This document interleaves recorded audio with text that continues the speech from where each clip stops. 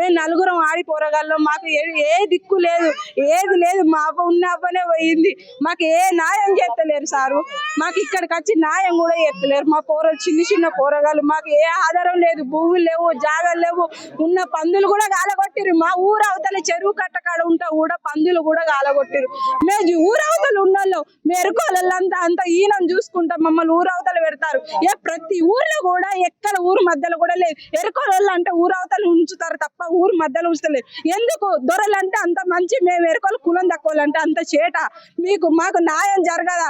ఇకనన్నా న్యాయం జరగాలి. మా ఎరుకోలలో ఒక్కొక్క కుటుంబానికి 10 కుటుంబాలకి 100 కుటుంబాలకి ఇట్లనే దారుణాలు జరుగుతాయి. వాళ్ళకు దారుణాలు జరగద్దు, మాకు మంచి మేలు జరగాలి. అందుకే మేము ఎవ్వరు రెస్పాన్స్ అవుతలేదు సారు. మీరే న్యాయం చేయాలి. మీరన్నా పైనుండి దిగచ్చన్న మాకు న్యాయం చేయాలి. మేము ఓడగొట్టుకున్నది ఏ తల్లిని ఓడగొట్టుకోదు, మేము చేసుకున్న బాధ ఏ తల్లిని చేసుకోదు. మేము నలుగురు ఆడి పోరగాళ్ళు, మాకు చిన్న పోరగాళ్ళు, ఉన్న దిక్కు పోయింది సారు మాకు.